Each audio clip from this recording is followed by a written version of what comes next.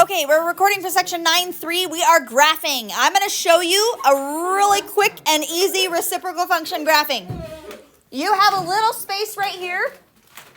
I'm going to put a bunch of information, and we're going to skip over a bunch of examples. So here we go. We just got done talking about reciprocal functions, right? Like don't write this down, but we had like x plus 2 and 3 times x plus 2 and blah, blah, blah. And we'd have like x minus 1. We'd have all this stuff, and then we end up canceling stuff, right? Okay. A reciprocal function has like a function on the top and a function on the bottom. So it's like a fraction that has two functions. Shh, boys, listen. Fraction that has two functions. The most simple type of a reciprocal function is 1 over x. Okay? Everything else boils down to like what 1 over x looks like, okay? And 1 over x, you may know this already actually from doing like, do you guys remember that spoons game that we played? Oh, yeah. 1 over x has a vertical asymptote. We call it a va, right? Have you heard of a va before? Okay. And then it has a horizontal asymptote. We call it a ha. And 1 over x is a boomerang. I call them boomerangs. Do you remember boomerangs? I remember. No. They're like that corner and that corner. These are actually called hyperbolas. Okay, those boomerangs are called hyperbolas. Hyperbole is in English. Hyperbolas are like little like L's in each corner. Okay? So this L is kind of confined by that first quadrant. This is confined by the second quadrant. All right, let's do some things. Ready? Shh, the third quadrant, that's what I mean. Third quadrant, okay? All right, now, what happens if, I'm going to ask you some questions. You got to be quiet. Shh. Center over cosine. Let's say I do 1 over x. Let's say I do plus 3. How does that move this thing? Yeah, it moves them up 3. Jace, you got to watch. That's funny. The plus 3, like this, is going to move them up 3. So I'm going to go up 1, 2, 3. And then my horizontal asymptote's going to look like that. But my vertical asymptote's going to stay in the same spot. True? So my hyperbola is just going to go here and here. It's just still in like the first and third quadrant, but it's just moved up 3, yeah?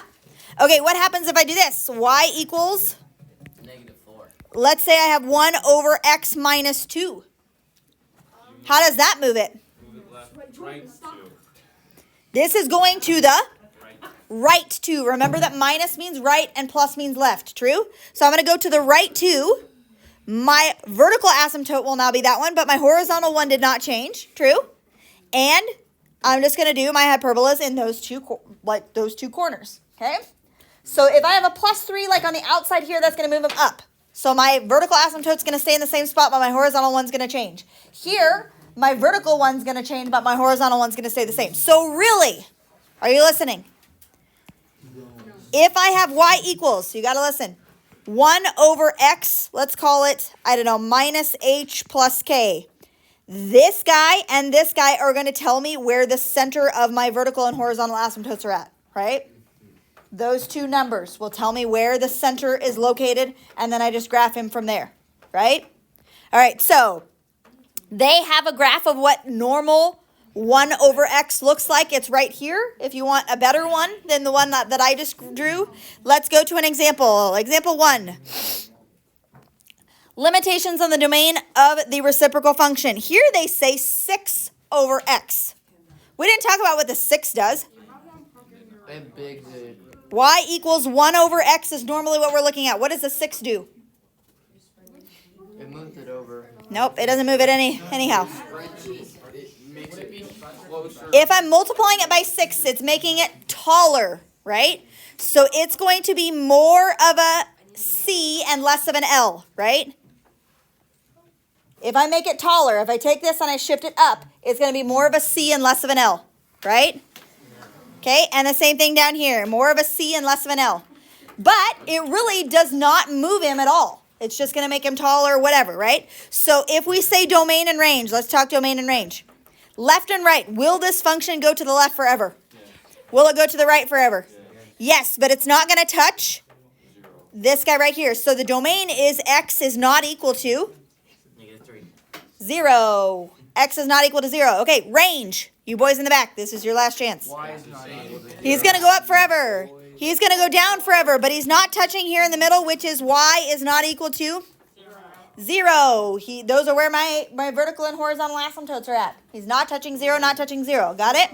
Hold on. Open up. That is your domain. Determine the excluded value. Okay? X is not 0 and Y is not 0. Okay? All right, B. Let's talk about B. Here they say excluded value. Excluded value. That's like what X cannot be equal to. Okay, so that's another way of thinking about where your asymptote's going to be located. X minus 7. What can X not be equal to? 0. I don't want X to be 0 on the bottom. Or I don't want the bottom to be 0. But what would X have to be in order for the bottom to be 0? But, yeah, so X can't be positive 7. That's because you have an asymptote at 7, right? You have a vertical asymptote at 7. Okay, so X cannot be 7, right? Okay, same thing here. C. What about C? X can't be what? I don't know. 3, 4. If I don't want this to be 0. 4 thirds. Hold on. 4 thirds. Negative. Negative 4 thirds. X cannot be negative 4 thirds. I would subtract the 4, and then I divide by 3. Trevin and Kellen went to stay after school today. I don't. Okay, that is your last opportunity. Stop. I want to get through this. Okay? So, let me back up. Thank you, boys. Couldn't you technically just put it equal to 0 and then just solve that? Yeah, I don't want it to be equal to 0, so it's kind of like having it equal to 0. If I'm trying to solve for X, I am going to subtract the 4 over, right? So I have 3X can't be negative 4, and then I divide by 3.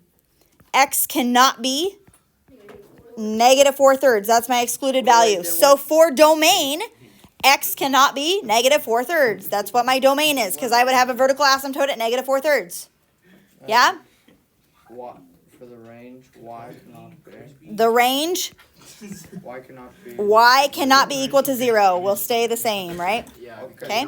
This is pluses. Right? If you had a plus number on the outside here, that would move them up and down. So that's not going to, if it's not, it's just going to stay at 0. Shh. Boom, chicka, What's the number on top? What? What's the number on top? Oh, what's the number on top too? 5 is going to stretch it. It makes it more of a C and less of an L. But what about the minus? Flip it. Yeah, instead of it being here and here, it's going to be in this corner and this corner. But it's going to be more of a C and less of an L. So before you might have been like this. And the 5 is just going to stretch it out, make it taller, which is going to make it more of a C shape instead of an L shape. Okay? Okay, good? All right, let's go to example 2. We're going to graph this thing, okay? So let's talk about the vertical asymptote, horizontal asymptote. What does this plus do? Move it. You go up 2. Up 2, okay? And this guy, if we solve this thing for X, if I say equals 0 or is not equal to 0, 5 over 2. 2x minus 5 equals 0. Shh. You boys. Do you want to stay after school? No. I don't either. No, not 10. Add the 5. Add the 5. 2x equals 5. Let's divide by 2. And x is 2.5. That's where the vertical one's going to be. Okay, so we're going up 2, which means my y-axis, my y coordinate's going to be at 2. The x coordinate's going to be at 2.5. So I'm going to graph those guys right here. Oh, they already have it. 2.5 is the vertical one. Okay, that's where he's going to go at 2.5. This one's just here at 2, and then I just draw my little loops. Okay? From the 1 over whatever, you just get where your vertical asymptote and horizontal asymptote are going to be. Yeah? Okay?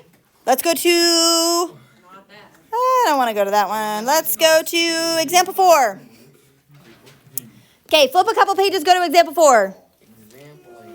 Flip a couple pages, go to example 4. They want us to graph it and state the domain and range. Flip a couple pages, go to example 4. Okay, we've got a couple things going on here. What's the minus 2 going to do to it?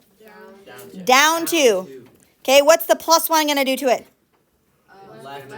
Left 1. Okay, so I'm just going to start with that. I'm going to graph him here, over here in the corner. Okay, instead of being at 0, 0, I'm going to go down 2, and left 1. There's my dot right there. Okay, that is where your vertical and horizontal are going to cross each other. So I'm going to put a dotted line here, and I'm going to put a dotted line there. Okay, and we are almost done. The 4, how does the 4 change it? Makes it more More of a C, less of an L. So make him less curvy. And then the minus is going to flip it. So it's going to be a C shape, and it's going to be in like the second and fourth quadrant-ish. That's what he's going to look like, okay? As long as you have something like that, that's going to work. Okay, now, domain and range. Okay, domain. He will go to the left forever and to the right forever, but he's not going to cross over at this place, which is at what? X is not equal to -1. Okay? Oh, wait, never mind. Up and down.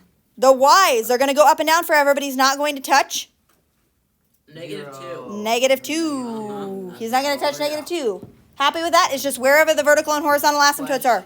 Okay? Is the asymptote for this one x equals -1 and y equals -2. Yep, exactly. Yep. Okay? All right. Let's go to this one. Example 5. Go to example 5. Now they're giving us the graph of it, and they want us to write an equation. Okay? So I'm going to put in here where the vertical and horizontal are at. Shh, boys. Would you say that's a 1? For What? like the curveness of them? I'm not going to worry about the curvedness of them. How do you even like determine that? It's kind of hard. You have to look at like the slope of it. What if I'm not going to worry about that. We're just going to worry about the H and K value, okay? So, Random number in there? yeah, like you could just plug a random number in there. So what if it asks for like intercepts, but it only crosses one point? Then you just put the one intercept. Like say it only crosses the y intercept.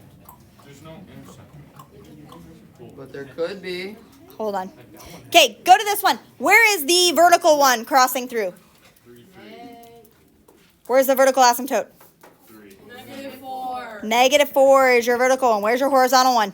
-2. -2. Okay, so if I do y equals 1 over x, and then I need to figure out what this is, and I need to figure out what this is. He has moved down how much? -2. -2. That goes here. And he has moved to the left 4. So what goes here? That's all you have to do, +4. Now, I understand that this number might be a number other than 1. And that's kind of hard to determine. So I'm not going to worry about you changing that 1. I just want you to figure out what this number is and that number is. Okay? Alright, what's our homework? I don't care. You put whatever you want. Okay? But you can leave it as 1. So +4 and -2, that's what he should be at least, right? Okay? All right. And that is it. What are they asking for an excluded value again? How are we supposed to do a story problem? Yeah, what can X not be, right? So do 2, 4, 6, I think. 2, 4, 6, 8, 10. Whoa, 2, 4, 6, 8, 10. Oh, we I'll let you skip 12. That's fine. 14, 16. That's enough for now. Let's go 2 through 22. You were Skip 12. bonkers. 2 through 22 even, skip 12. You're crazy. Crazy? I was crazy once. Page 473. 2 through 22 even, skip number 12. Okay? I need some graph paper. Questions before I stop? Will you help me back there quick? Sure.